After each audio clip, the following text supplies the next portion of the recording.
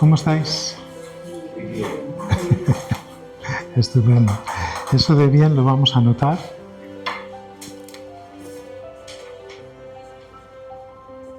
Luego vamos a ver un poquito qué es eso de estar bien. Bueno, pues como ha dicho Ivonne, a ver dónde está el puntero. Es una charla, pero es participativa.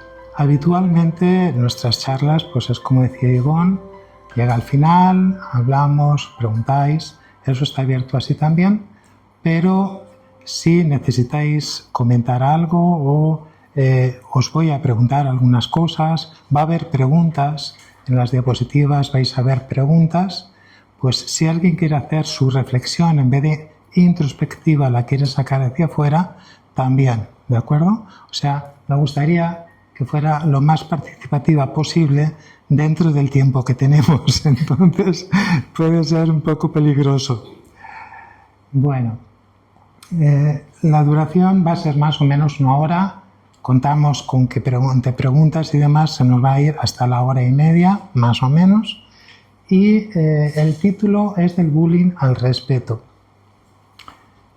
Vamos a tratar la charla sobre todo de aquello que está más relacionado con el respeto, pero sí evidentemente vamos a tratar del bullying, de una consecuencia inicial que ahora veremos y de las necesidades que tenemos de hacer una introspección y darnos cuenta de en qué medida nosotros participamos de todo este desarrollo social en el que estamos metidos habitualmente. Una mirada espírita porque estamos en un centro espírita y porque la conferencia está enfocada desde el espiritismo, ¿sí? Levantad la mano los que conocéis el espiritismo de alguna manera, que habéis estado en alguna reunión, habéis leído algo. Muy bien, gracias. Joana de Angelis es un espíritu que se comunicaba a través de Divaldo Franco.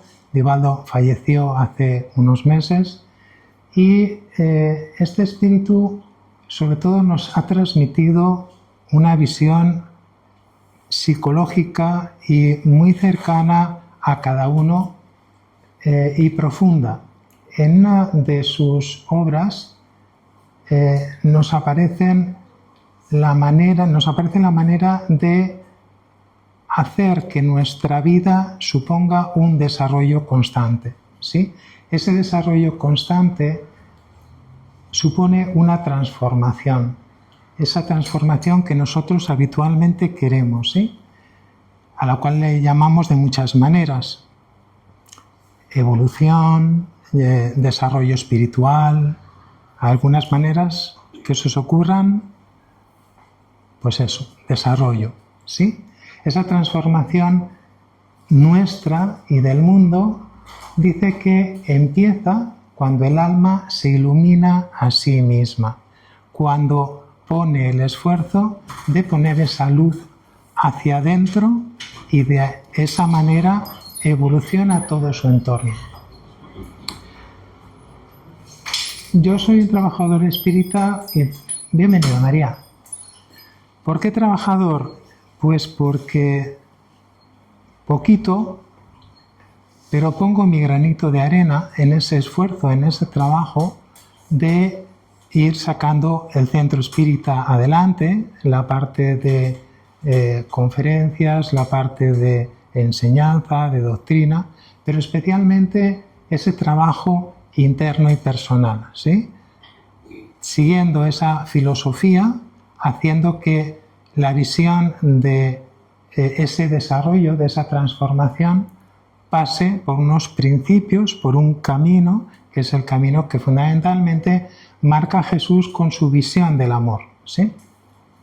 Profesor de yoga desde hace muchos años, yo el yoga lo vivo desde muy pequeñito, lo he ido manejando de una manera o de otra hasta que me decidí, estando en México, donde viví 6 años, a empezar a ayudar a los demás a través del yoga y no solo a través de las terapias. Fundamentalmente soy educador, pero también digo pero porque la parte de psicología, queramos o no, pues está con nosotros y la utilizamos. Pero hace muchos años que no quiero ser un terapeuta personal o un psicoterapeuta clínico, y sí me dedico más a utilizar la psicología para un bienestar o para grupos, ¿sí? Bueno, de todas formas, como os digo, cualquier pregunta que queráis hacer al respecto, pues estaré después. Bien, os preguntaba que cómo estabais. Me habéis dicho que bien.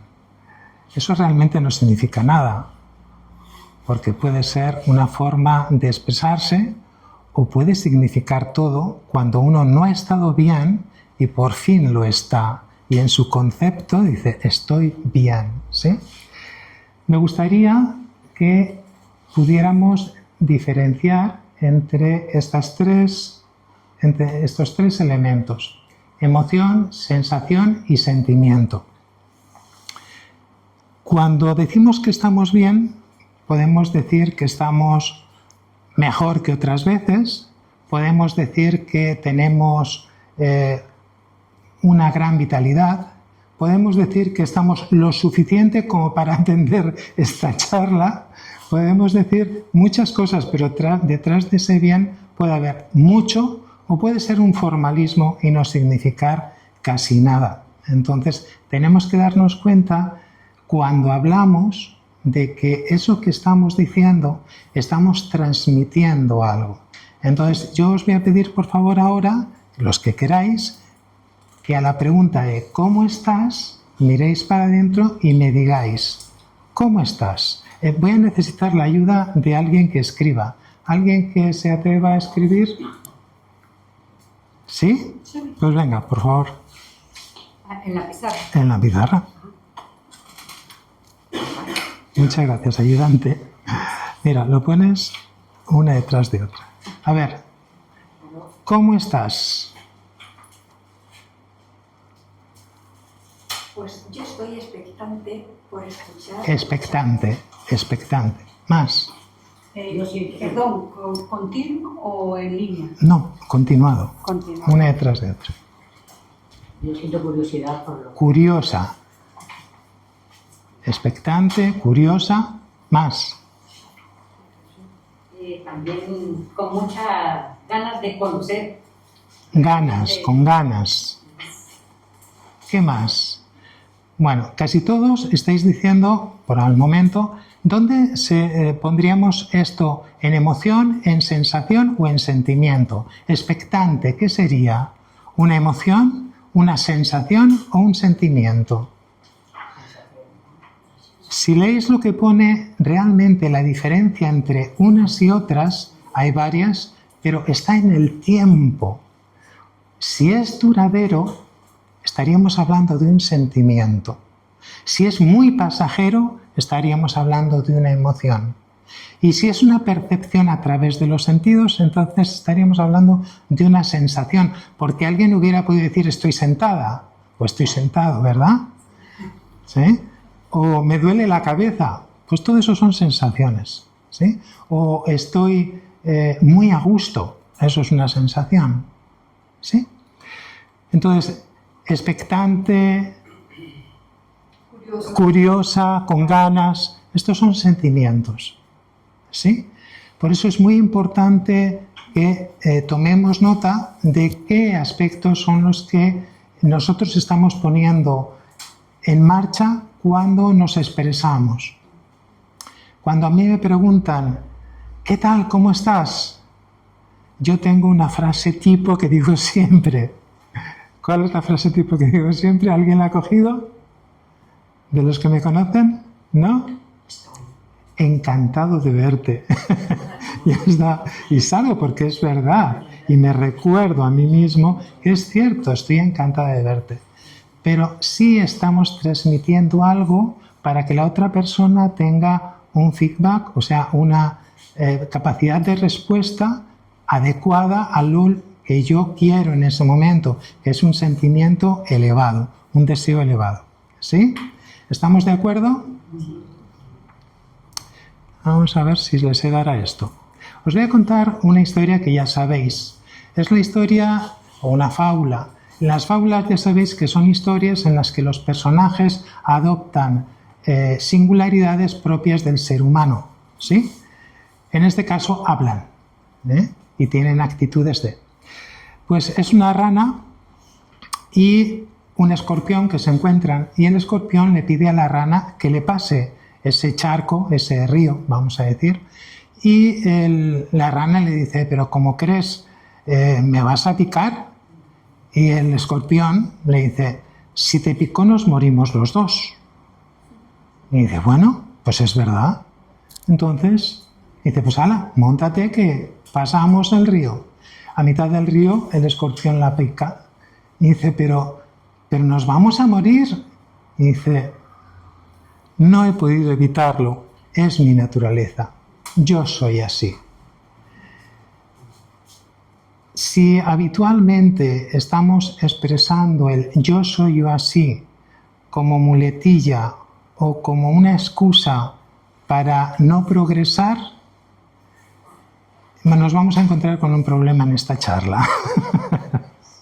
Pero si habitualmente te estás dando cuenta de que ese yo soy así ha estado variando últimamente y que ese estado no ha sido permanente, encuentras que a lo largo de estos últimos meses ha cambiado algo en tu vida, en tu forma de tratar a los demás, en tu manera de entenderte, en los propósitos reales que tú haces para desarrollarte y para crecer, entonces sí, esta charla es para ti y estaríamos hablando de psicología. Cómo estás tratándote y cómo estás tratando a los demás.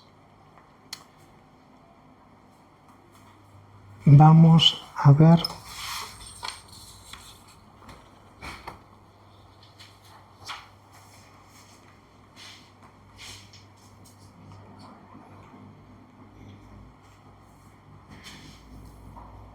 La psicología dice que no solo estudia la mente.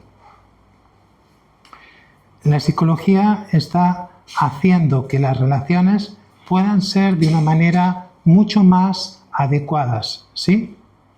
Que nos podamos entender, que nos podamos comprender, que podamos darnos cuenta de qué aspectos son los que pueden mejorar, o sea, poner atención particularizada en aquellos elementos que queremos desarrollar. Eso es realmente un estudio psicológico que nos va a permitir salir adelante en la tarea en la que nosotros queremos tener éxito.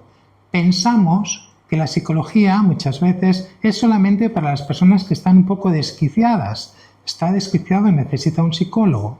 Cuando realmente la psicología se ideó desde un principio como una herramienta para ayudar a vencer obstáculos. A veces no podemos solos. Esa compañía de alguien que tiene un concepto claro de lo que nos puede estar pasando nos puede permitir pasar el río sin necesidad de ahogarnos. La máxima de conócete a ti mismo es una máxima délfica que aparece en el oráculo de Delfos, en Grecia, y la adoptó Sócrates. El saber que no puedo hacer eso, qué dificultades tengo para encontrar mi capacidad, mi autoobservación. La necesidad la va a dar el deseo de querer superarse. Si hay deseo de querer superarse, entonces sí va a aparecer esa capacidad de introspección que nos va a dar esa oportunidad de conocernos. En psicología se podría decir que hay muchos enfoques. Los ámbitos los vamos a ver también, y que partes de la psicología están surgiendo últimamente.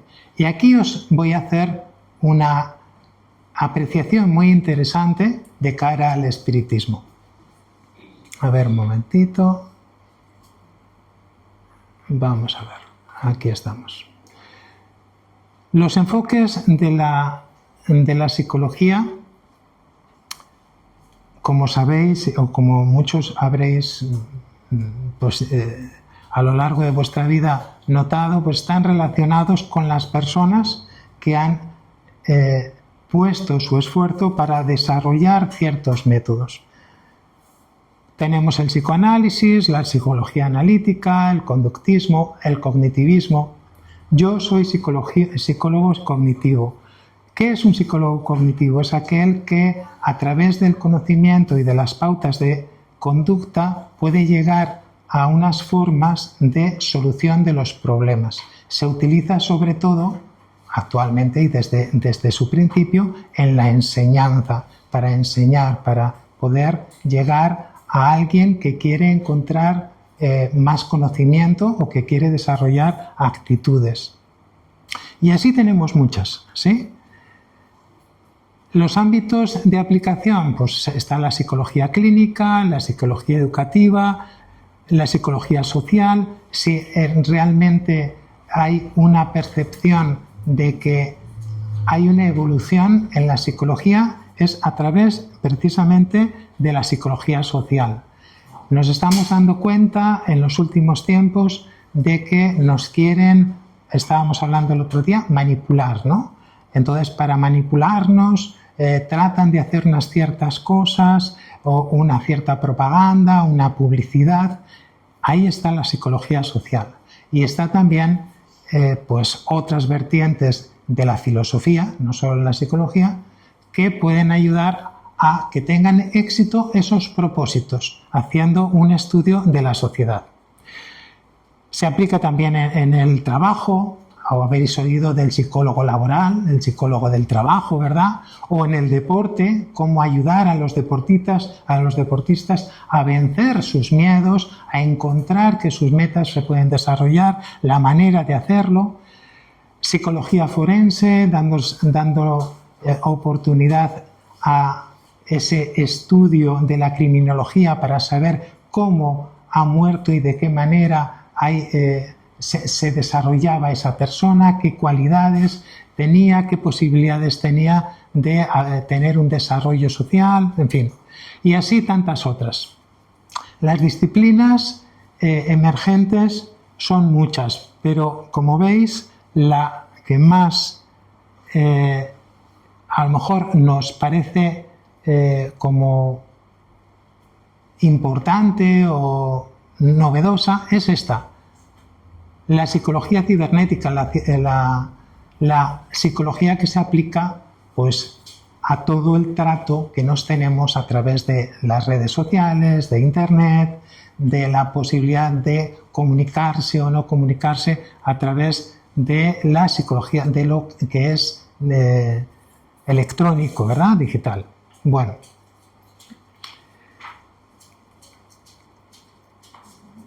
Bien. Vamos a ver. Bien, conocemos a la psicología como si el padre de la psicología fuera Sigmund Freud. Freud realmente lo que hizo fue sistematizar un método y relacionar ese método con el tratamiento de las personas. Ese es el avance fantástico que nos da Sigmund Freud. La primera sesión de psicoanálisis no se sabe cuándo la dio, pero sí se sabe que por las charlas, por los estudios, pues alrededor de 1856 sí podría estar ya en pleno desarrollo su método psicoanalítico. Vamos a tener en cuenta esa fecha, que es hacia donde yo os quiero llevar. Bueno, Sigmund Freud es uno de los tres padres de la psicología. William James es un estadounidense que lo que aportó a la sociedad estadounidense fue un método, es el funcionalismo. Dio la posibilidad de entender que los sentimientos, las sensaciones y las percepciones, sabiendo que eran cosas ya diferentes, estaban influyendo en la salud. Entonces este es precursor anterior a Freud. y su primer libro lo escribió en 1890, que es el que dio esas pautas de psicología. William Wundt lo que aportó en su desarrollo médico, porque era cirujano, fue la capacidad de entender que las sensaciones y los sentimientos se podían medir. Entonces, estableció un método para poder medir y ver las interacciones de unos con otros, y eso lo hizo en 1879. Como veis, es todo un desarrollo, son casi coetáneos prácticamente y no tenían relación entre ellos, y además es que estaban un poquito alejados, pero sí las corrientes que establecieron sí influyeron y tenían mucha notoriedad en su época, ¿sí? Sobre todo del que se habló más fue de Freud y se le puso un poquito en tela de juicio durante toda su vida. Bueno, pero resulta que Allan Kardec, que es el que sistematizó el método espiritista, el que nos dio 5 obras sobre las que el trabajo de toda su vida hizo que dejara un legado increíble. Para el que no conozca la historia de Allan Kardec, puedo decir que hoy diríamos que era un pedagogo, pero era un profesor, también era escritor y sobre todo era una persona que tenía un gran prestigio. Un prestigio en París que le colocaba entre los eruditos de su época. En 1954, o sea, cuando tenía 50 años, porque nació en 1804, un amigo suyo le convenció para ir a ver un fenómeno que se estaba dando por entonces, que eran las mesas, unas mesitas como esa, más o menos, un poco más grandes, que se movían aparentemente sin que nadie las tocara. Y a partir de ahí se interesó en el fenómeno, viendo que era un fenómeno real y que podía sacar al menos una investigación coherente y ver hasta dónde le llevaba. Puso tanto empeño que se empezó a relacionar con personas que tenían contacto con esos espíritus, y a esas personas se les dio el nombre de médiums, el que hacía de intermediario entre el plano material y el plano espiritual. Bueno, pues Allan Kardec lo que descubre a lo largo de toda su investigación es que hay espíritus que son buenos, más bondadosos, y espíritus que son sufrientes. Y dice que el diálogo con los espíritus sufrientes es tan importante como los mensajes que se puede recibir de los espíritus que son más adelantados. Dice, hay que darles escucha, consuelo, educación moral. Realmente lo que se daba y lo que se da en los trabajos con los espíritus sufrientes es una ayuda a ese espíritu. Estamos hablando de una psicoterapia realmente del alma. Estamos hablando de una ayuda constante para que un espíritu tenga la posibilidad de enfocarse de una manera distinta, de darse cuenta de sus peculiaridades, de crecer, de ir donde le toca, de estar en una dimensión diferente.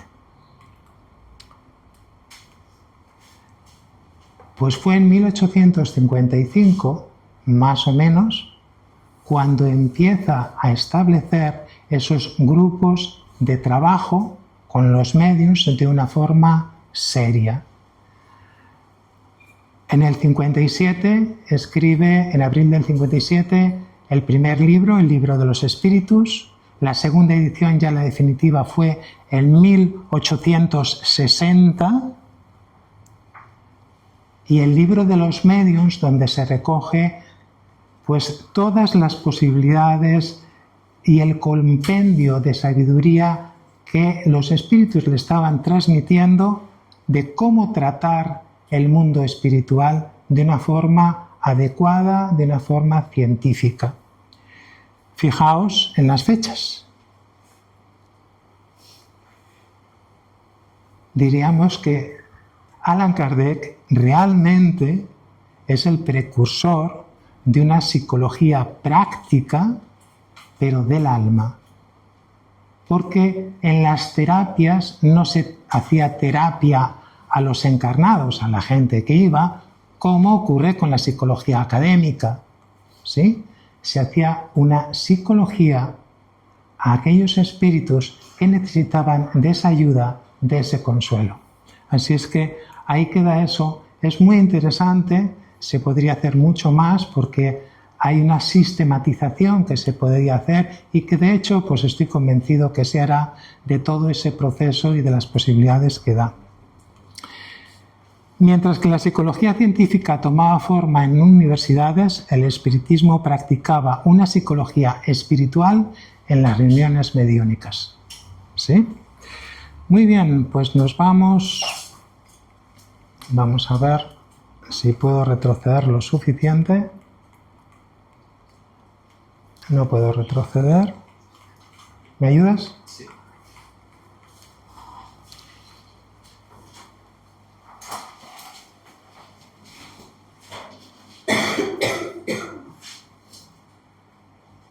Arriba, la de entrada. Esta.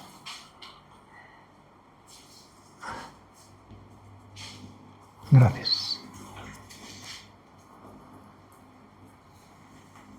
Vale. Desafortunadamente, el trato con la psicología o a través de la psicología no siempre es muy eficaz o no siempre llega a tiempo y hay casos que todos conocéis, los casos de bullying, en los que la persona que es acosada pues no puede más y decide quitarse la vida, ¿verdad? Casos de esos conocemos o al menos hemos oído que eso es así.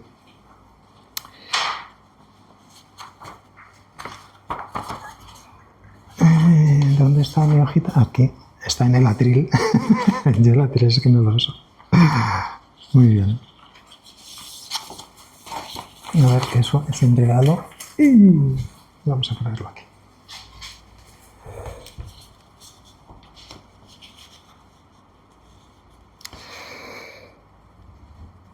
Bien, pues lo que os voy a leer ahora es del libro Memorias de un suicida, de Camilo Cándido Botelho y psicografiado por Ivonne Pereira. Es el relato de cómo... no lo tenéis ahí, no lo tenéis ahí. Es un poquito largo. El relato de lo que vive un suicida después de haber desencarnado, ¿sí? Esto lo cuenta este espíritu y dice: no sabría deciros cuánto tiempo permanecía en aquella penumbra opresiva. Los minutos parecían siglos y los siglos eternidades. Allí, en medio de gemidos y lamentos, me descubrí prisionero de mi propio error. El cuerpo, que yo creía abandonar para siempre, aún me pesaba con dolores agudos, como si la muerte hubiera sido apenas una prolongación del suicidio.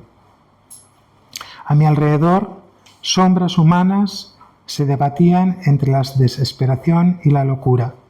Cada cual arrastraba en su ser las huellas del crimen cometido contra la vida. Había rostros desfigurados por el veneno, miembros destrozados por el hierro o por la cuerda.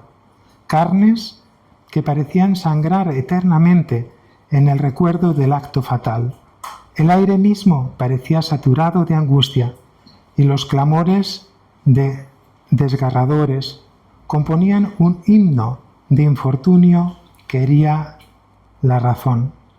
Comprendí entonces, con espanto, que la muerte no había extinguido mi conciencia, que la existencia prosigue más allá del sepulcro, implacable en la ley de causa y efecto.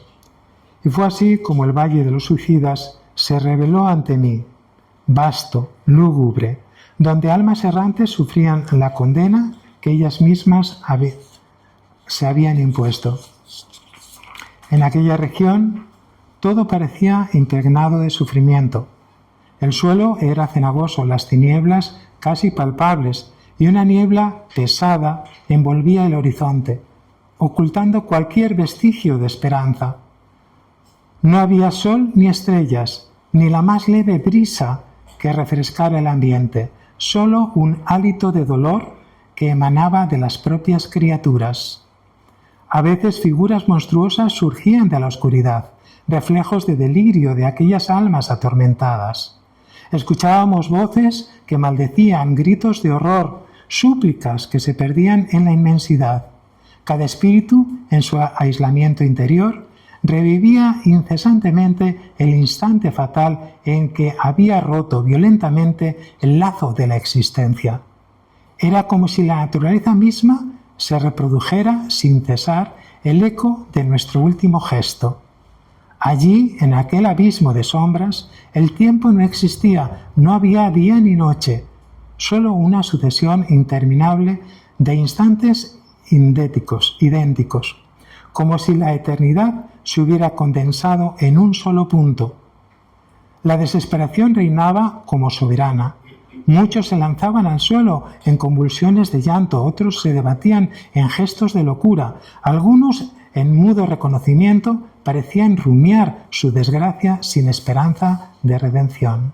Yo mismo, vencido por la impotencia, no hallaba palabras para implorar. Mi pensamiento se perdía en un torbellino de recuerdos y remordimientos. ¡Oh, insensato que fui! Creí librarme del sufrimiento apagando la llama de la vida y no hice sino encender un fuego más abrasador en mi conciencia. Pasaron lo que se parecieron siglos de tormento. No podría deciros si eran horas o años, pues en aquel estado de confusión no existía medida alguna. El dolor se convertía en un único compañero y la soledad era tan densa que parecía tener peso. Sin embargo, algo en lo íntimo de mi ser murmuraba todavía que Dios no podía abandonarnos eternamente.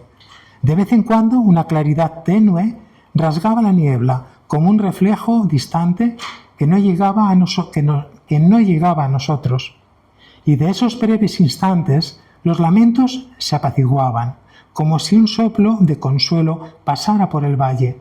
Mas la sombra pronto volvía a cerrarse y el coro de gemidos se elevaba nuevamente.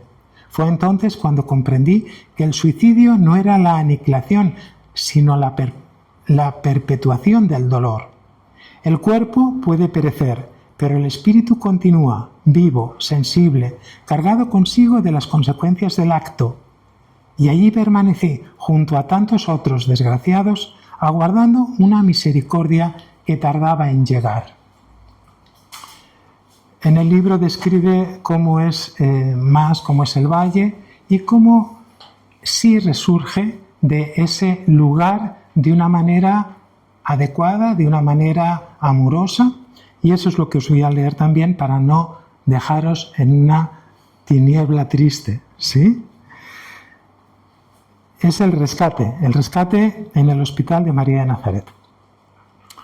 El Hospital de María de Nazaret es un lugar de socorro al que llevan a los suicidas cuando ellos ya tienen ese deseo de salir de ahí y empiezan a querer pedir perdón o a querer encontrar una solución o a no estar tan a disgusto con esa luz que de tanto en tanto aparece. Esa luz les parece atractiva, les parece interesante y empieza como un resurgir interior. Después de lo que parecieron siglos de lamentos en la penumbra del valle, una claridad diferente comenzó a descender suavemente sobre nosotros. Al principio creí que era una ilusión de mis sentidos, pero pronto comprendí que aquella luz no pertenecía al mismo escenario sombrío que nos envolvía. Figuras serenas, irradiando compasión, se acercaban en medio de la bruma. No eran como nosotros, deformados por el dolor o la desesperación, sino que sus semblantes transmitían paz y firmeza.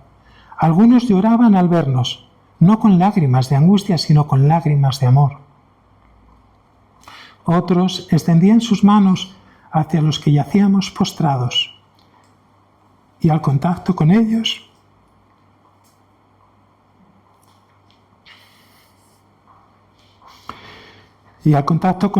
un alivio desconocido comenzaba a suavizar nuestras heridas. Los lamentos se fueron apagando. La atmósfera de horror se transformó en un silencio reverente, como si la llegada de aquellos emisarios hubiera detenido el propio tiempo. Nos levantaban con ternura, envolviéndonos en paños de luz, mientras sus voces nos hablaban de esperanza y de misericordia. Decían que no estábamos perdidos, que la bondad de Dios es infinita, que hasta el más caído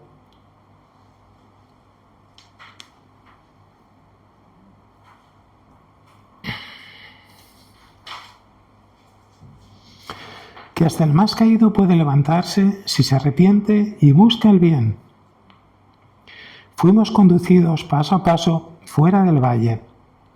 La niebla oscura quedó atrás y un horizonte más claro se abría ante nuestros ojos espirituales. Era como si el alma misma respirara un aire nuevo y llegamos finalmente a un lugar que parecía un santuario, el Hospital de María de Nazaret. Allí fuimos recibidos como hijos pródigos.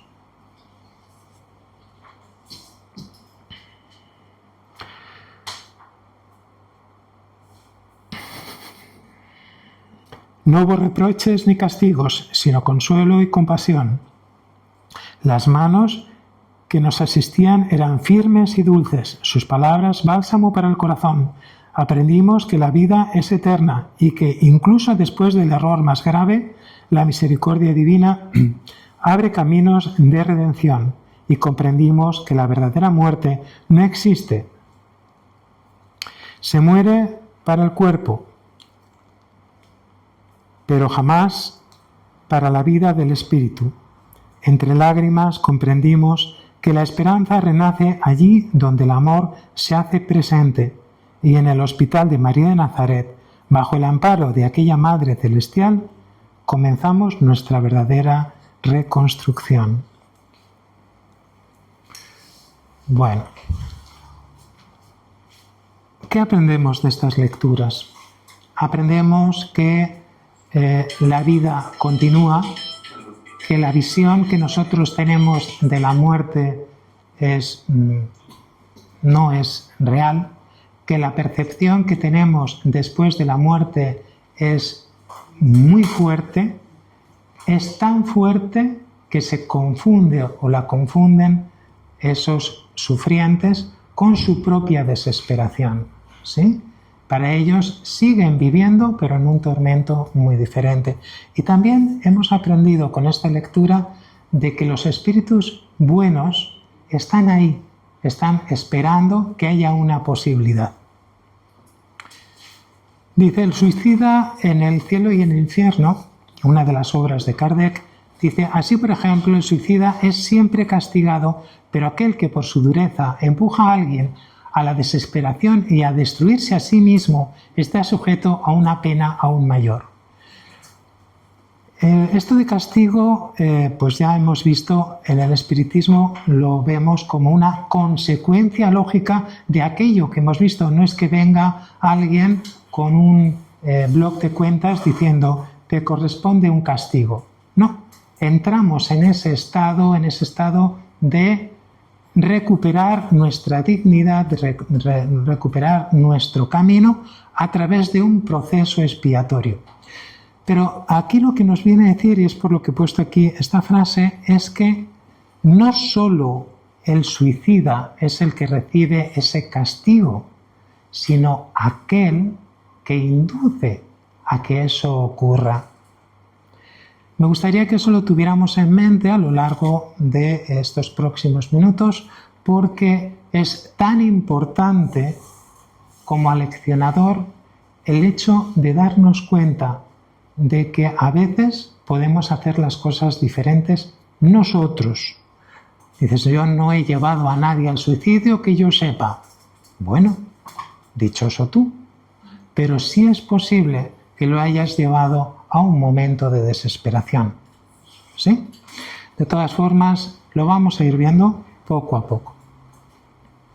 Tenéis citas en lo que os he facilitado del cielo y el infierno, de las memorias de un suicida, el libro de los espíritus, en fin, tenéis ahí más citas para que podáis después, con tiempo, ir meditando un poquito en todo ese proceso. Como veis, en ese dossier que os he pasado está dividido en diferentes partes. La primera parte es la parte que hemos visto antes de Kardec y esta otra parte que está relacionada con el bullying. Perdón.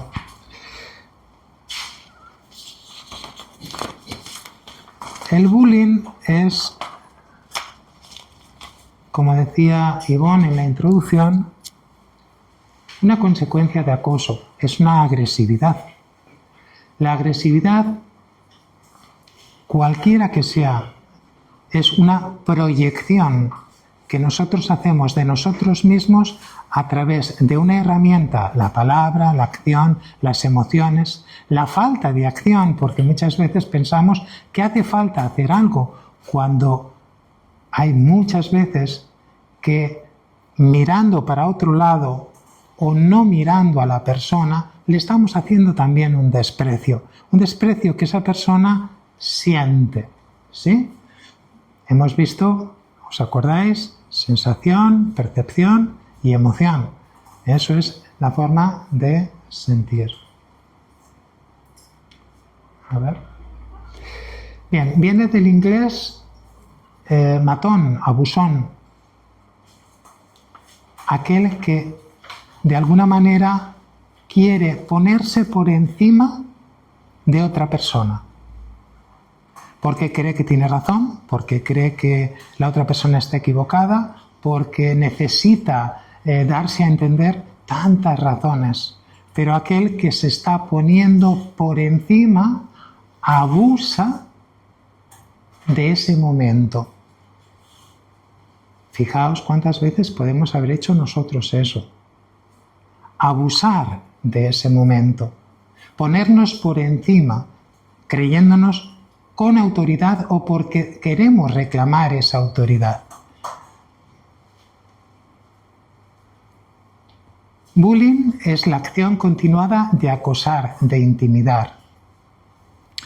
Entonces, si es continuado, quiere decir que no es solamente una falta de respeto, una mala mirada, una mala contestación, un arranque de ira, sino que habitualmente esa forma de ser se está manifestando con esa persona.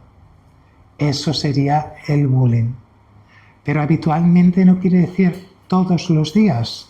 Puede ser en una misma conversación. Está la conversación y a la otra persona la ninguneo, a la otra persona la dejo mal, la hago sentir inferior de forma constante, le estoy haciendo bullying. También puede ser en el tiempo, cada vez que la veo la desprecio. Le digo lo pequeña que es, lo mal que hace las cosas, lo poco que sirve, lo que se ha equivocado. Siempre tengo el adjetivo adecuado para que esa persona no se sienta bien. Entonces estoy haciendo bullying. En español sí se usa especialmente para el ámbito escolar, pero se aplica en otros muchos ámbitos, ¿sí? ¿Creéis que el bullying se limita a los niños en la escuela? No. ¿Qué experiencias tenéis de bullying? En el trabajo. ¿Qué más? A veces en la propia casa. En nuestra propia casa. ¿Cuántas veces, sin darnos cuenta a lo mejor, un papá, por poner, pero puede ser de cualquier manera, porque hoy en día puede ser un hijo hacia sus padres perfectamente. Antes era menos fácil, pero ahora sí. De entrada es, tú no sabes, tú no puedes, tú no vales. Idiota. Cada vez es más pequeñita esa criatura. La estamos llevando a una situación de indefensión. Pero eso puede ocurrir también con un adulto, puede ocurrir con un hermano. También con nosotros mismos. También con nosotros mismos. Tantas veces, yo no sé, yo no puedo, yo no valgo. Y nos estamos ninguneando todo el tiempo. Eso no sería bullying, pero sí es una falta de respeto, como vamos a ver. ¿Sí?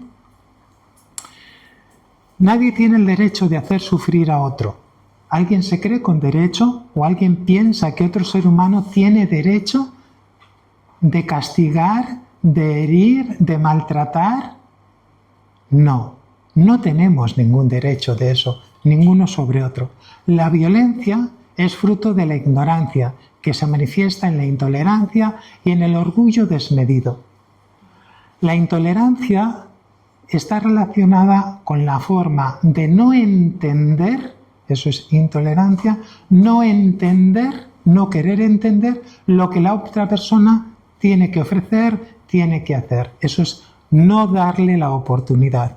Y el orgullo desmedido es el que me está llevando a esa situación en la que la crisis se manifiesta. Es una situación de crisis. Esa violencia es una crisis. Si la violencia se mantiene, entonces ya no es una crisis, es un estado. Y eso es muy peligroso.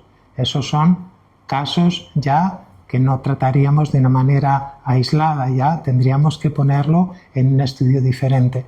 Pero cuando la violencia se manifiesta de una manera esporádica, que no sabemos muy bien por qué, se nos manifiesta en nosotros o la vemos que se manifiesta en otros, entonces podemos decir que en algún punto esa persona no sabía hacerlo de otra manera, no tenía herramientas o posibilidad. Entonces estamos hablando de ignorancia. Si no sabía, es ignorancia. Por tanto, hay que tener también en cuenta eso. No sabe cómo hacerlo. Otra cosa es que nosotros tengamos herramientas para poderle aportar a esa persona algo. Eso es otra cosa. Pero sí tener en cuenta que la violencia está relacionada íntimamente con la ignorancia. Violencia verbal, física, emocional. Hay algo que esa persona no sabe hacer y como no sabe hacer, sale de esa forma, sale de esa manera. ¿Sí me hago entender? Lo hemos visto en el ámbito escolar, laboral, familiar, social. Como decíamos antes, el ciberbullying hoy en día es tan importante para las personas.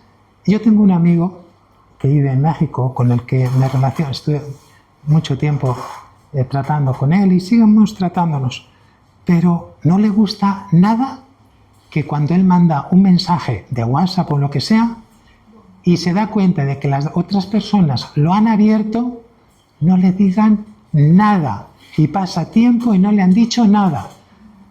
Yo no me lo tomo tan mal, pero es que él se lo toma horrible. Sería un ciberbullying. Él se lo está tomando a sí mismo como que le están haciendo bullying. ¿Os dais cuenta? ¿Eh? También. Bueno. ¿Habéis vivido alguna forma de bullying fuera del colegio? ¿Vosotros lo habéis vivido? ¿Alguien os ha ninguneado? ¿Os ha hecho un hueco? ¿No os ha querido mirar? por vuestro aspecto, por vuestros conocimientos, por vuestra religión, por vuestras gafas, por la forma de vestir. La presencia. ¿Por la presencia? ¿Qué? Se ve a veces que uno va a un sitio y lo ignoran como para... Y lo ignoran, exacto. Eso es un bullying. Exactamente. Ese hueco que se le hace y no se sabe muy bien por qué a veces y otras veces sí, pero es algo que puede ser inevitable, ¿verdad? Por el color de la piel, por la raza, por el pelo, por el no pelo, a saber, Peso. por el peso. Eso cada vez afortunadamente es menos, pero sigue dándose. La ropa. Sí, cómo vas vestido, sí, tantas cosas. Por eso está ligado con la psicología, porque es una forma de tratarlo.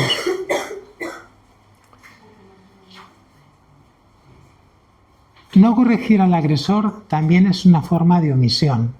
La omisión frente al deber es también una falta grave. El silencio cómplice ante el error es participar en el error. Muy importante los que nos dice Emmanuel en El Pan Nuestro, que es un libro psicografiado por un magnífico ser humano que se llamaba Chico Javier, trascendió hace mucho tiempo.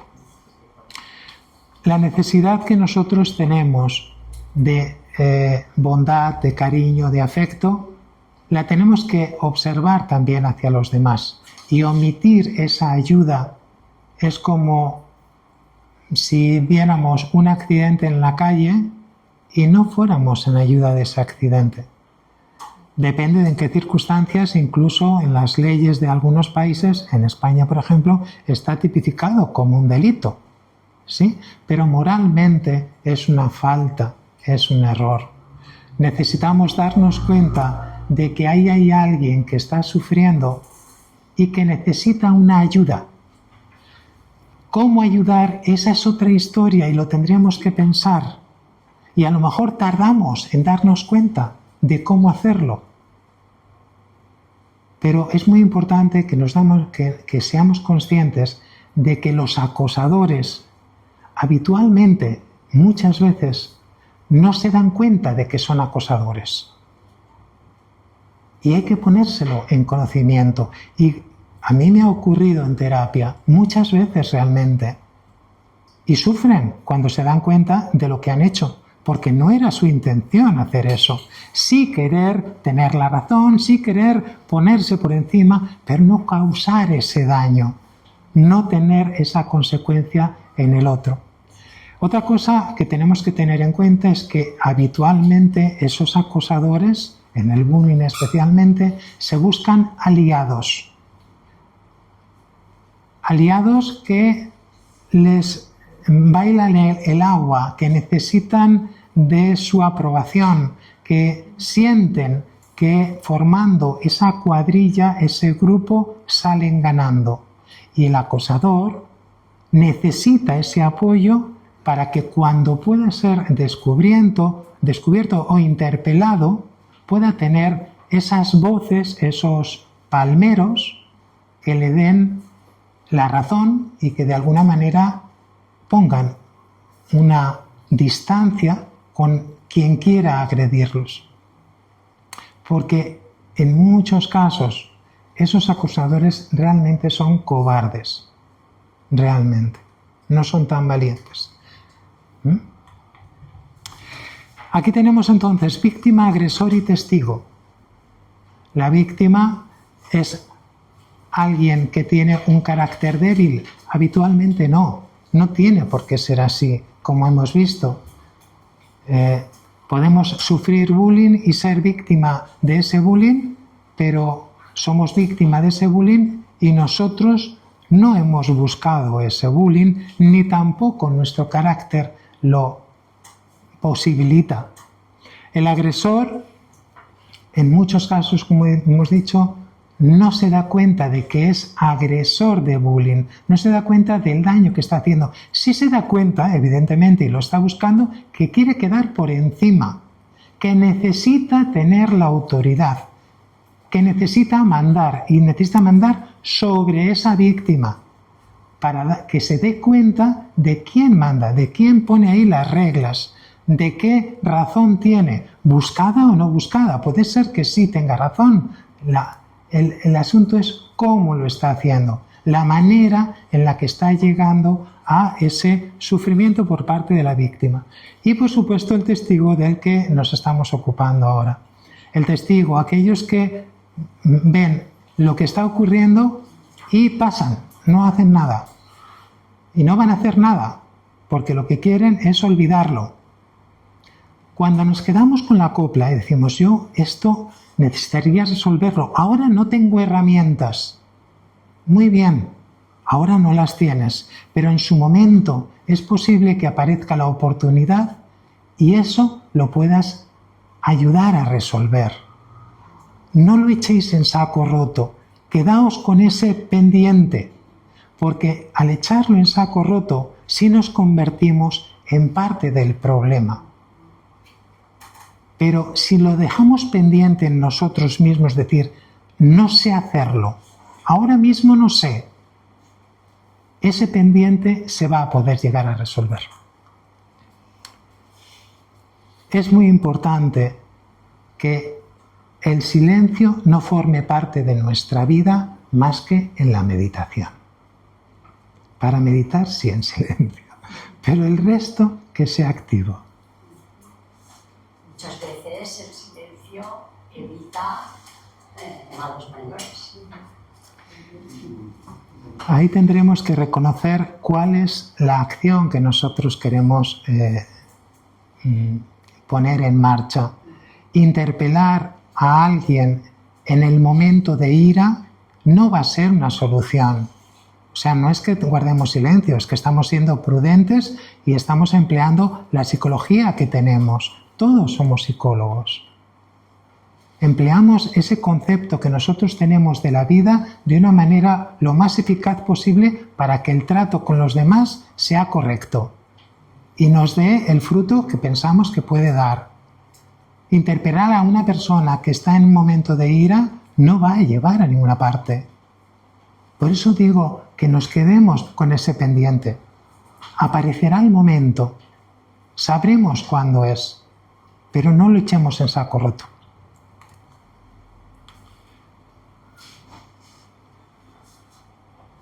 No corregir al agresor también es una forma de omisión. Tenemos que encontrar la manera. Tiene que haber un momento, ¿sí?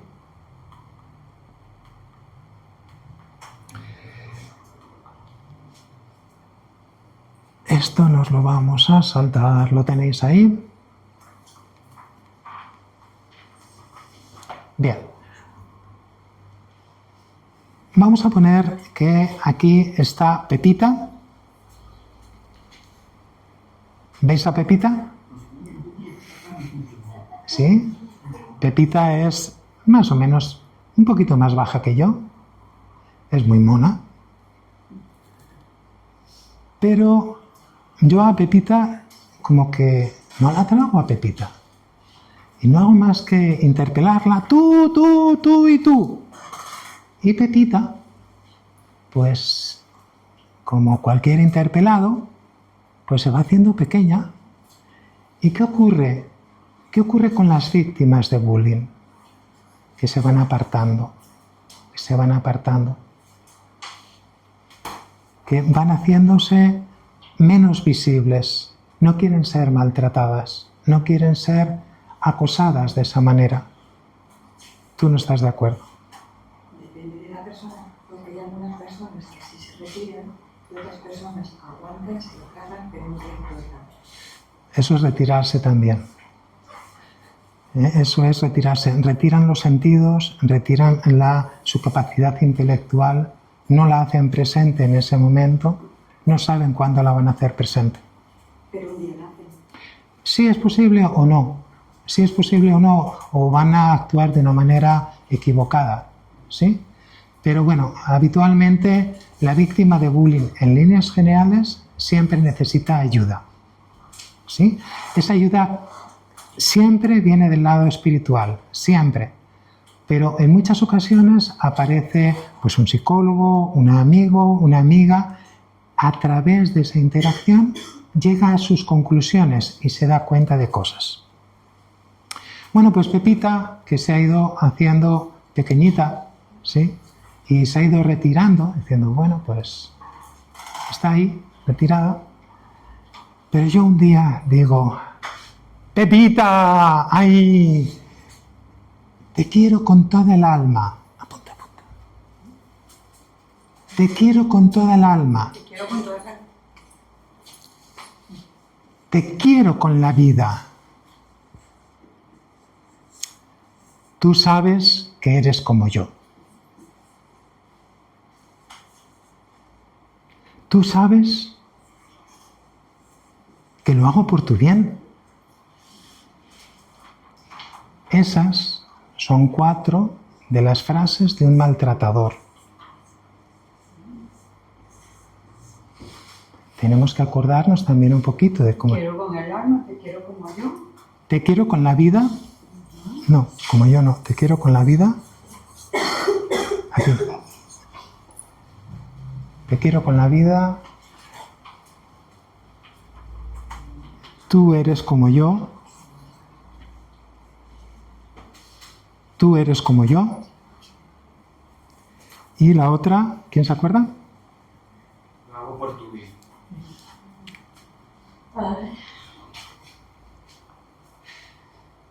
Tú eres como yo. Y la otra, lo hago por tu bien. Ahí entra el mal. Ah, es la que sueles decir. Ya me miró como, uy, te la sabes de memoria.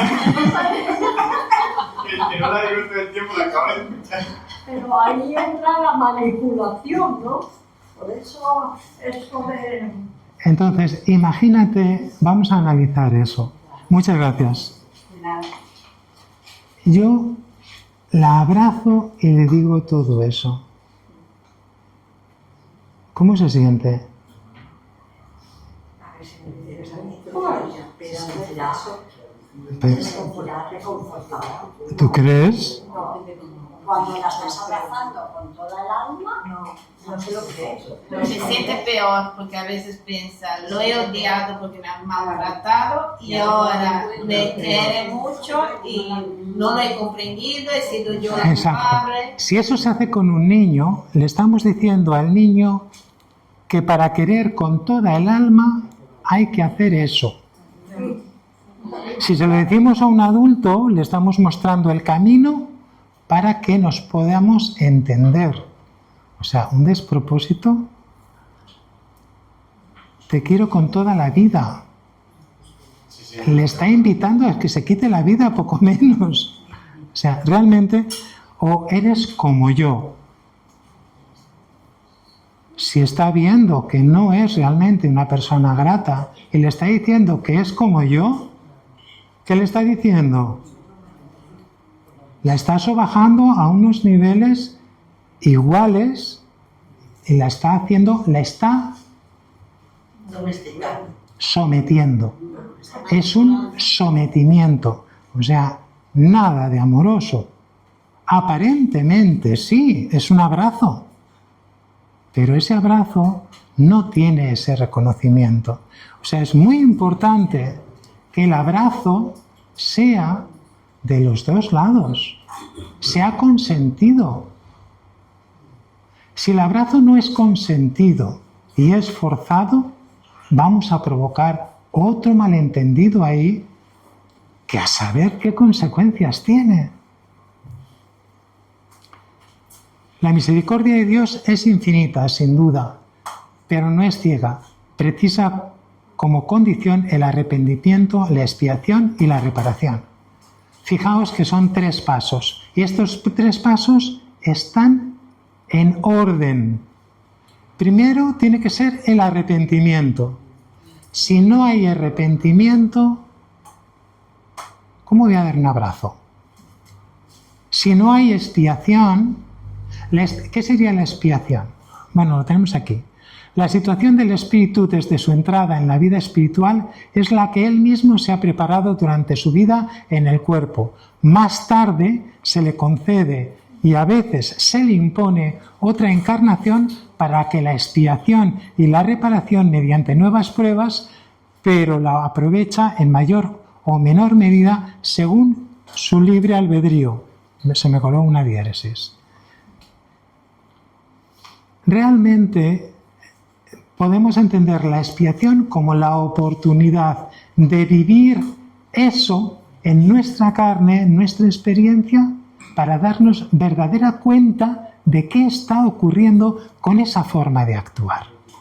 Eso es lo que nos ofrece la vida y lo que los espíritus nos dicen. En una encarnación puedo venir como millonario, en otra como pobre. En una encarnación puedo ser un acosador y en otra un acosado. ¿Sí?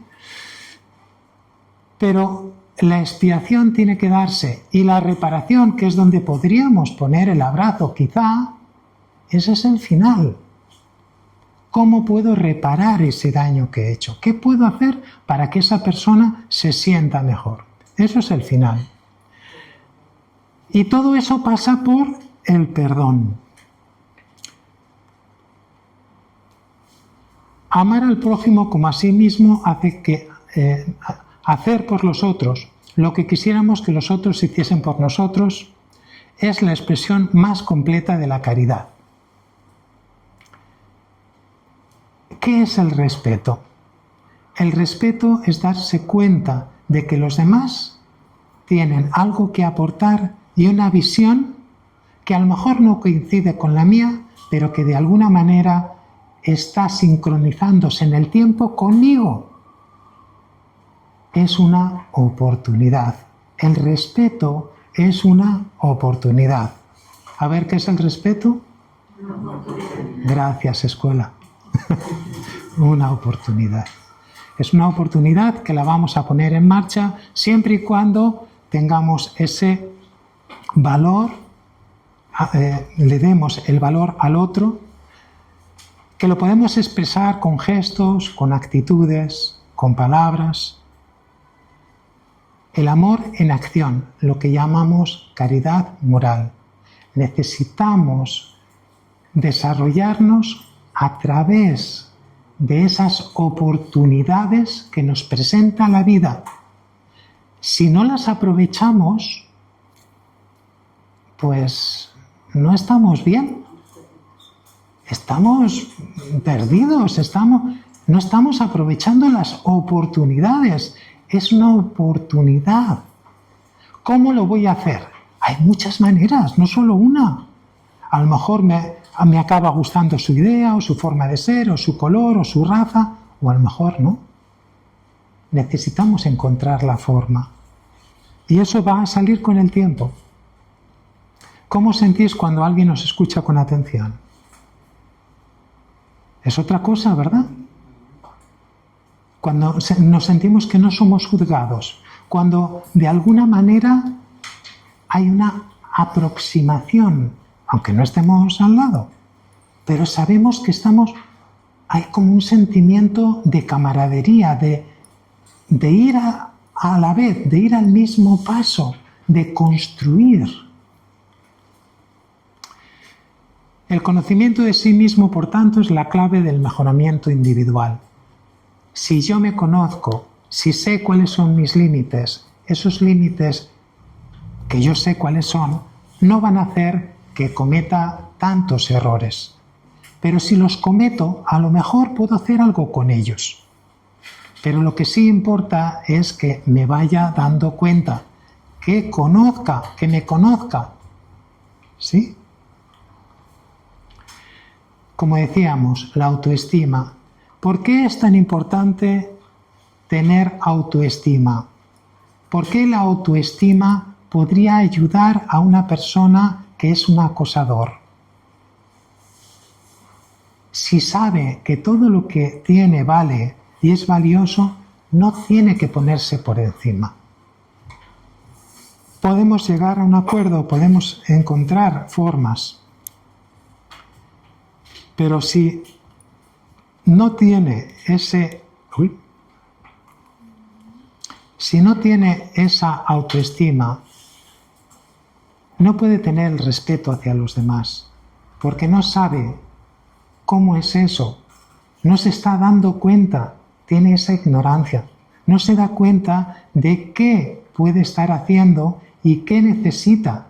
Cuando sabemos nuestras necesidades, las podemos ver en los demás y podemos llegar a acuerdos con ellos. No, es que yo necesito llevar la razón en esto. Bueno, pues vamos a ver cómo lo hacemos. Yo es que quiero tener el liderazgo, porque suele ser eso, que quieren llevar la voz cantante, lo que sea, o que quieren quedar arriba como el aceite. Pero si lo reconocen, pues es posible que podamos hacer un trato y que sea digno para los dos. El respeto a la vida y la naturaleza.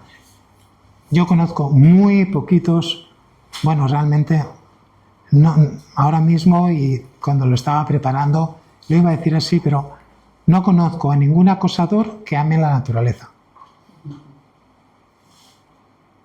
No lo conozco. ¿Por qué? Porque la naturaleza enseña un montón.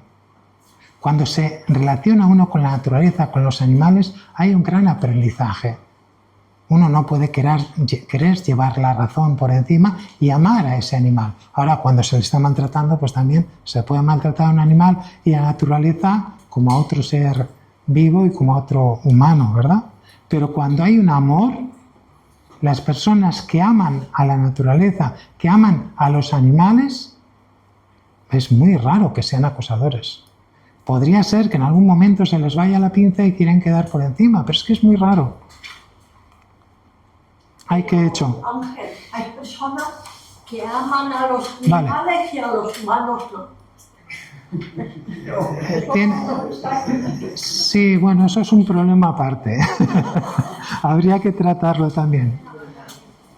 El conocimiento de sí es, por tanto, la clave del mejoramiento individual. ¿De acuerdo?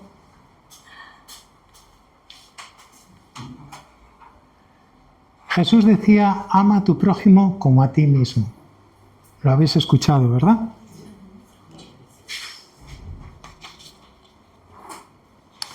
Amarás, dice Emmanuel, que es un espíritu muy elevado en el Pan Nuestro, perdón, no, en Camino, Verdad y Vida. Dice, amarás a tu prójimo como a ti mismo. Eso lo dice Jesús y lo transcribe Mateo. También lo encontraremos en Lucas.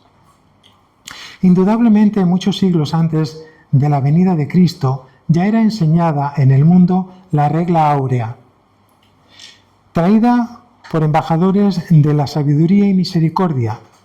Importa esclarecer todavía que semejante principio era transmitido con mayor o menor ejemplificación de sus expositores. Decían los griegos, no hagáis al prójimo lo que deseáis recibir, lo que no deseáis recibir de él. Afirmaban los persas, hacer como queréis que se os haga. Declararon los chinos, lo que no deseáis para vosotros, no lo hagáis a otros. Recomendaban los egipcios, dejar pasar a aquel que hizo a los demás lo que deseaba para sí. Adoctrinarán los hebreos. Lo que no queréis para vosotros, no lo deseéis para el prójimo. Insistían los romanos. La ley grabada en los corazones humanos es amar a los miembros de la sociedad como a sí mismo. En la antigüedad todos los pueblos recibieron la ley de oro de la magnanimidad de Cristo. Profetas, administradores, jueces y filósofos, después de que procedieron como instrumentos más o menos identificados con la inspiración de los planos más altos de la vida. Sus figuras se apagaron en el recinto de los templos de iniciación o se confundieron en la tela del tiempo, así como los testimonios fragmentarios. Con el Maestro, sin embargo, la regla áurea es la novedad divina, porque Jesús la enseñó y ejemplificó, no con virtudes parciales, sino con plenitud de trabajo, abnegación y amor, en la claridad de las plazas públicas, revelándose a los ojos de la humanidad entera.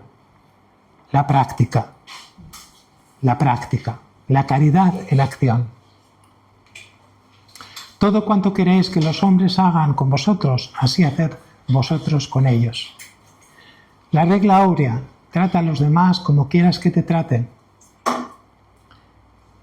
El respeto rompe esa cadena de agresión. Cuando una víctima, en vez de albergar odio, sigue tratando de poner respeto, ese respeto lo va a contagiar. No rápidamente, porque ya sabemos, sobre todo en el espiritismo, que las deudas a veces están relacionadas con faltas cometidas por nosotros de las mismas características. Pero si no seguimos con ese círculo vicioso, si no queremos entrar en ese papel de víctima, podemos hacerlo guardando integridad y respeto a la otra persona. Es una forma en la que Jesús nos enseña el amor a pesar de lo que esa persona está haciendo, porque como bien decía Teresa, ese no va a ser el momento. Y a lo mejor no se presenta nunca, pero si lo tenemos ahí como un pendiente, devoción, gratitud, respeto hacia esa persona, respeto hacia íntimamente hacia quien realmente es, no quien está mostrando ser. ¿Qué pequeños gestos de respeto creéis que podrían cambiar un ambiente escolar, familiar o laboral? ¿Qué os parece? ¿Qué pequeños gestos? ¿Cómo un padre podría tener gestos de apoyo, de respeto hacia sus hijos? Diálogo, tratarlos como iguales. ¿Qué más? En el trabajo. Valorando lo que hacen. Valorando lo que hacen. No haciendo, ¡hala! Fíjate, ha encontrado un lápiz. No. Viendo qué es lo que ha hecho y dándonos cuenta de cuáles son sus limitaciones, qué esfuerzo ha puesto y valorando eso. Dándole valor a lo que ha hecho. No inventándonos un cuento. Inventarnos un cuento no va a ayudar a nadie, ni a nosotros ni a ellos, porque se va a ver que es una exageración, que estamos actuando. Pero si lo estamos haciendo de verdad... En vez de enseñar con la palabra, con el ejemplo. Con el ejemplo, haciéndolo nosotros, a lo mejor a un hermano, a un hijo, a un subordinado. Eso que le pediríamos que hiciera o que le hemos pedido a otras veces de malas maneras, podemos hacerlo nosotros. Y que se dé cuenta, no hace falta que lo hagamos delante de sus narices, porque a lo mejor también es contraproducente. Claro, es mejor hacerlo de una manera eficaz, que seamos realmente actores de ese bien.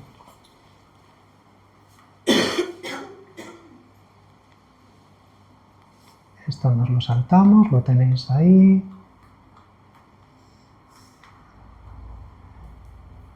Bien. Conclusiones, luz final. Le voy a pedir a alguien que lo lea en voz alta. ¿Alguien? ¿Jordania? Yo. Venga, no sé. Alguien que quiera leerlo. Bueno, yo. Venga, ánimo.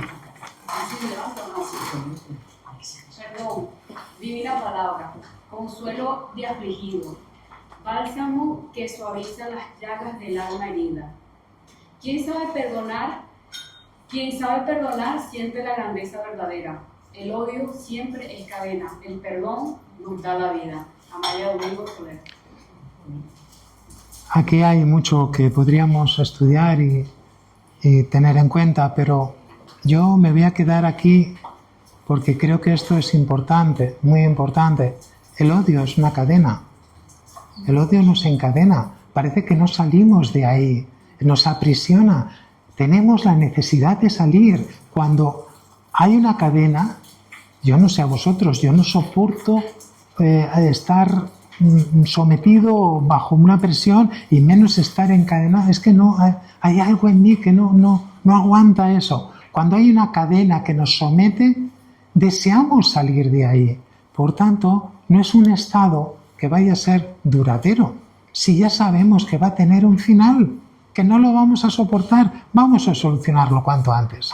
El perdón es el que nos da la vida. El perdón de corazón, dando al otro lo que realmente queremos recibir. Sí, ese perdón a nosotros mismos a veces es menos fácil. Es mucho más fácil el actuar.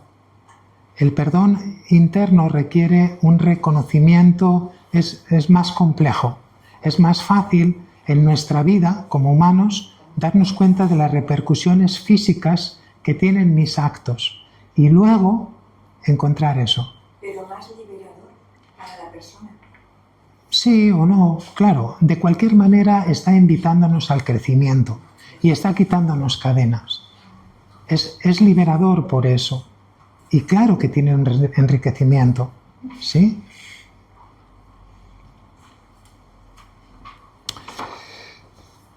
La benevolencia para con los semejantes, fruto del amor al prójimo, produce la afabilidad y la dulzura, que son sus formas de manifestarse, afabilidad y dulzura. Sin embargo, no siempre debemos confiar en las apariencias. La educación y el trato social pueden dar al hombre el barniz de esas cualidades. Eso está en el Evangelio según el Espiritismo, capítulo 9.6. Por tanto, no podemos hacer un juicio porque una persona se muestre afable, pensar que realmente tiene esas cualidades, o porque nosotros hagamos el esfuerzo y seamos afables, no quiere decir que las tengamos, pero quiere decir que podemos estar muy cerca de tenerlas. Cuando queramos hacer algo, eso es una máxima también en psicología, hay que hacer como si ya lo tuviéramos. Y al final lo que ocurre es que vamos desarrollando la personalidad hasta tenerlo. ¿Sí? La incesante renovación de valores para mejorar se convierte en una motivación permanente para la estructuración del ser real, profundo, victorioso sobre sí mismo. Si queremos mejorar, y es constante, y sabemos y estamos poniendo el esfuerzo y estamos haciendo como que somos afables, aunque realmente todavía no lo seamos, con el deseo de llegar a serlo, lo vamos a ser. No sabemos cuándo, no hay una garantía, pero nos va gustando esa afabilidad, nos va gustando esa forma de ser y va produciendo ese cambio que acaba siendo un cambio profundo. Es porque yo quiero. Y acaba siendo algo que nos va a llevar a esa victoria. Y la victoria es ese desarrollo, saber que lo he conseguido. El bullying hemos dicho que nace de la ignorancia y el egoísmo. Son elementos primitivos, pero son superables. Se pueden superar. Sabemos que es así. Antes o después, esa condición de acosador se va a superar. No va a ser eterno, claro que no. El respeto se construye con empatía y conciencia espiritual, sensible a los demás. La empatía tiene que ver con entender cómo la otra persona se está sintiendo emocionalmente. Estamos hablando de emociones. ¿Os acordáis de las tres, verdad? Esas emociones que son duraderas, que son las que más duran. Nos acercamos a esa emoción que tiene el otro. Nos damos cuenta y ese darnos cuenta nos hace sensibles. Sentimos en nosotros, nos hace sensibles. Y aquí es lo que tenemos que entender. ¿Qué es lo que hacemos para que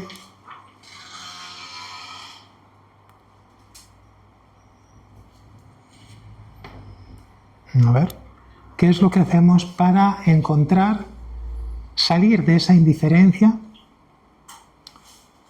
y encontrar ese respeto por nosotros mismos y por los demás. Para salir de la indiferencia tenemos que encontrar, recordar, acordarnos de ese momento, no echarlo en saco roto y ser conscientes de que aparecerá la ocasión en la que podamos hacer algo. No sabemos qué va a ser, si lo supiéramos lo hubiéramos hecho ya, pero sí entendemos que no es el momento, que el enfrentamiento no va a dar una solución y que tiene que tener el consentimiento del otro. Tenemos que estar en la misma sintonía. Un abrazo, por ser un abrazo, no tiene por qué ser bueno. Tiene que ser consentido, tiene que ser vivido, tenemos que ir a la par, tenemos que estar juntos en eso. El verdadero hombre de bien es aquel que cumple la ley de justicia y de amor, de caridad en su mayor pureza. Convertirse en un hombre de bien quiere decir, una mujer de bien, en un ser humano de bien, quiere decir que encontramos la forma de responder en cada circunstancia de la misma manera que respondería, por ejemplo, un ser superior, Jesús o alguien que nosotros nos pongamos en mente. Necesitamos darnos cuenta que la ley de justicia divina se va a cumplir siempre. Si se cumple siempre, entonces el amor, la capacidad que tenemos de unirnos, nos va a ayudar a encontrar esa forma de proceder en ese momento, pero porque yo siento ese amor. La transformación, ese sentirlo, ese querer transformarme, ese decir puedo seguir adelante, comienza dentro de cada uno, pero todos podemos ser parte del problema con ese silencio anónimo que no va a llegar a ninguna parte, o podemos tomar una acción aunque no sea inmediata. Bueno.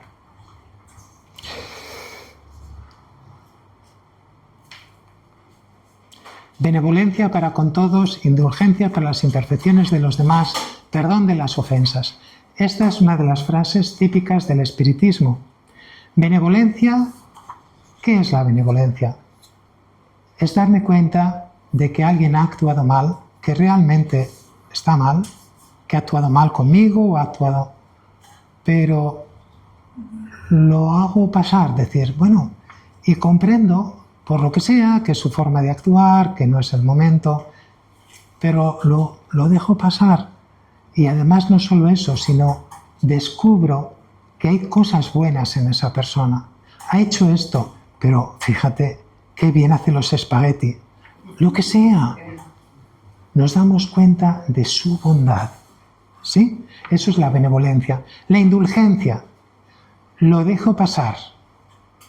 No comulgo para nada. No encuentro ninguna bondad. Pero decimos, hagamos, o ¿cómo es eso? Corramos un tupido velo. Y perdón de las ofensas.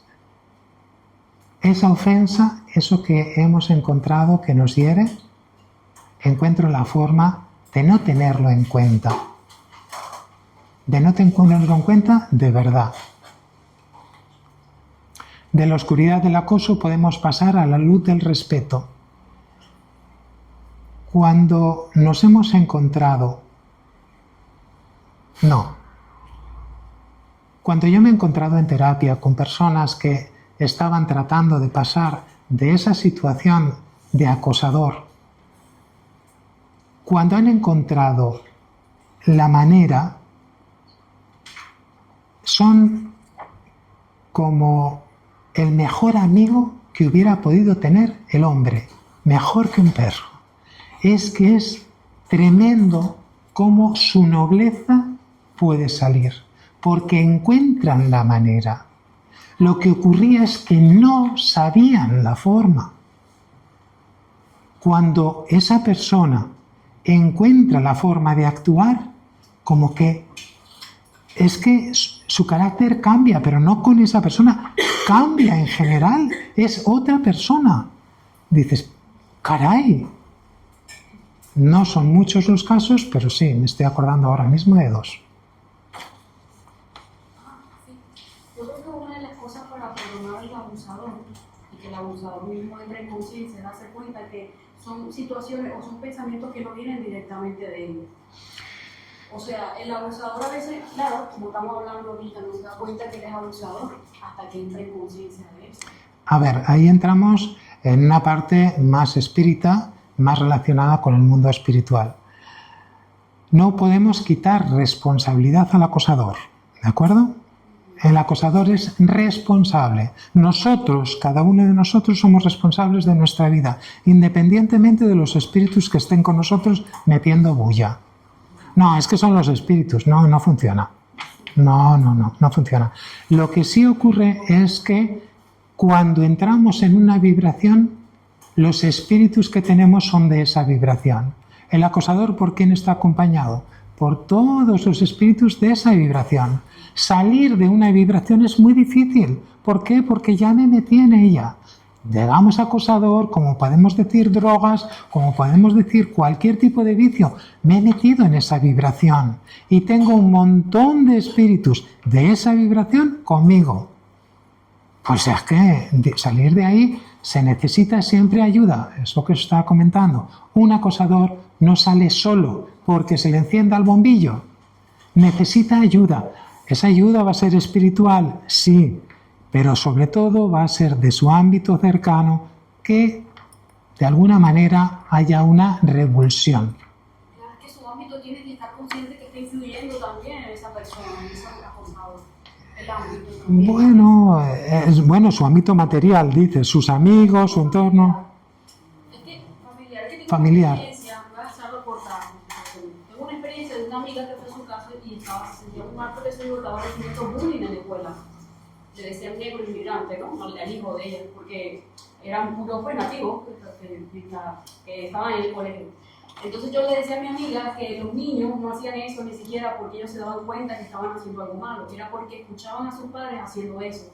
Y efectivamente cuando fue a la reunión, los padres decían, bueno, pero si él no es de aquí, decían los padres. O sea, ella dice, tienes razón, Yolanda, porque sus padres eran racistas, entonces los niños estaban como repitiendo ese patrón. Los niños ni siquiera eran conscientes que estaban siendo racistas, solo estaban repitiendo un patrón. Sí, estaban repitiendo una forma de actuar, no era más un patrón, sino una manera de actuar que era reconocida por alguien que para ellos era una fuente de respeto y de admiración, que eran sus padres. Y una manera de ser, sí. Pero no dejan de ser responsables, ¿de acuerdo? O sea, la responsabilidad no desaparece porque fuera una forma de ser. Otra cosa es que llevándoles a la conciencia, que eso es lo que ocurre en terapia, llevándoles a la conciencia de lo que está ocurriendo, a la realidad, que está causando un mal, todas esas cosas, se dé cuenta y diga, ay, es que eso yo no lo quiero, es que los niños lo dicen así, tal cual, esa es la frase, ay, es que eso yo no lo quiero. Vale, pues vamos a ponerlo, vamos a ver qué podemos hacer. O sea, llevar a la conciencia a ese acosador va a ser importante. ¿Cómo ocurra eso? Pues es la sabiduría, el tiempo, las cosas. Vale. El respeto no es un ideal lejano, es la práctica cotidiana que nos saca de la animalidad para acercarnos a Dios. De la animalidad. La agresividad nos viene realmente de la parte más baja, de la parte animal. La conciencia, la forma de pensamiento, es lo elevado. O sea, la agresión verbal o lo que sea, eso es una reacción animal. Salir de ahí requiere un acercarnos más a ese proceso de evolución, por tanto, acercarnos a Dios. ¿Sí estáis de acuerdo conmigo? Sí.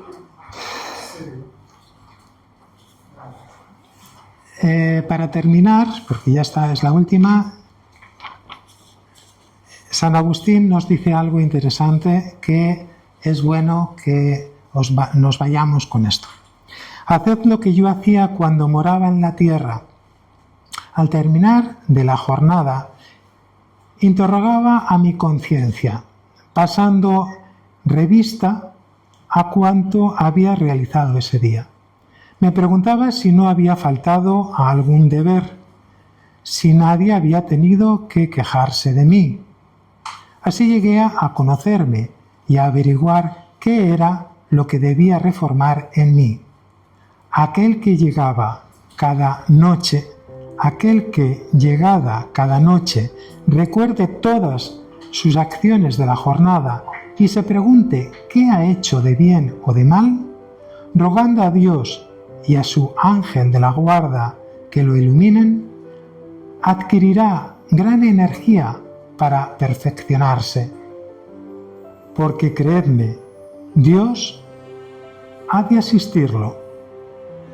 Formularos preguntas, pues, inquiriendo sobre lo que habéis hecho y con qué objeto obrasteis en determinada circunstancia. Si hicisteis algo que censuráis a otra persona, si habéis ejecutado una acción que no os atreveríais a confesar, también preguntaros esto: si determinara Dios llamarme en ese preciso instante al retornar al mundo de los espíritus donde nada permanece oculto, ¿tendría que temer el ver de nuevo a alguien?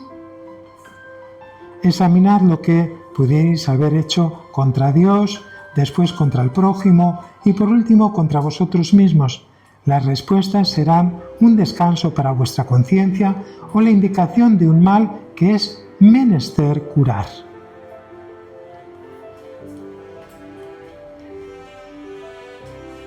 ¿Alguien que lo lea? No, lo voy a leer yo. Una chispa puede provocar un incendio. Un haz de luz abre brecha en la oscuridad. Una gota de bálsamo suaviza la aflicción. Una palabra sabia guía una vida. Un gesto de amor inspira esperanza y otorga paz. Esta es una pequeña contribución que dirigimos a aquellos que sinceramente se buscan, teniendo a Jesús como modelo y terapeuta superior para los problemas del cuerpo, la mente y el espíritu. Rogando disculpas por su sencillez, permanecemos confiados en los resultados felices de aquellos que intenten el autodescubrimiento. Esto es de Joanna de Angelis, lo escribe en su libro Autodescubrimiento, una búsqueda interior, y me sirve para cerrar